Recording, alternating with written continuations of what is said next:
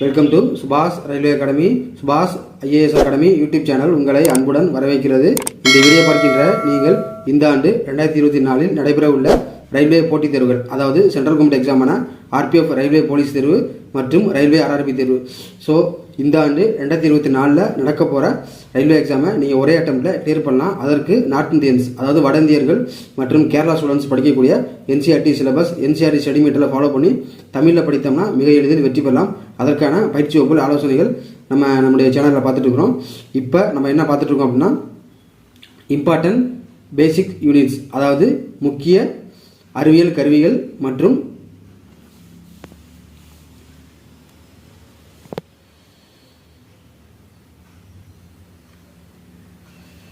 அனைவருக்கும் வணக்கம்.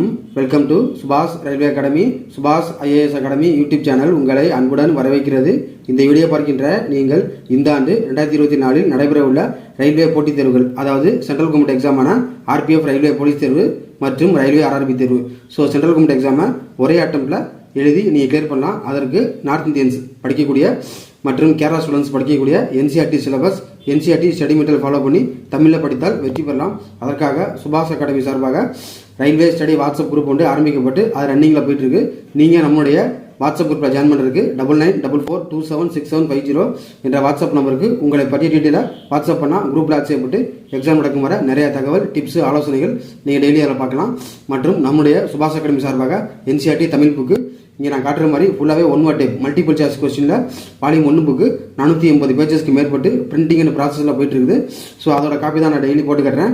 இப்போ நம்ம என்ன பார்த்துட்டு இருக்கோம் அப்படின்னா, basic science and engineering. So RRBயில் ALP மற்றும் JEE எக்ஸாம் எழுத போகிறவங்களுக்கு இந்த அடிப்படை அறிவியல் மற்றும் பொறியியல் கேள்விகள் ரொம்ப முக்கியமானது. நான் ஒவ்வொரு கேள்வியை சொல்லி அதுக்குரிய ஆன்சர் பதில் சொல்கிறேன், நீங்கள் ஃபாலோ பண்ணிட்டு வாங்க. வீடியோவை ஸ்கிப் பண்ணால் முழுசாக பாருங்கள். வீடியோக்குள்ளே போகிறதுக்கு முன்னாடி நம்ம சேனலில் ஃபஸ்ட்டு பார்க்குறீங்கன்னா மறக்காமல் சப்ஸ்கிரைப் பண்ணிடுங்க. கொஸ்டின் நம்பர் 30 பாருங்கள். ஒரே அடிப்படை கட்டமைப்பு ஆனால் வெவ்வேறு செயல்பாடுகள் கொண்ட உறுப்புகள் எவ்வாறு அழைக்கப்படுகிறது? கொஸ்டின் நம்பர் 30க்கு சரியான விட ஆப்ஷன் சி, ஒத்த உறுப்பு.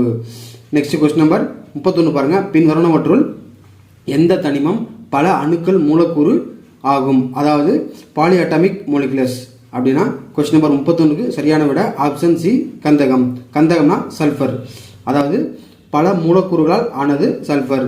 நெக்ஸ்ட் கொஸ்டின் நம்பர் 32 பாருங்க. பின்வருவனவற்றுள் எந்த தனிமம் ஓரணு மூலக்கூறு ஆகும்?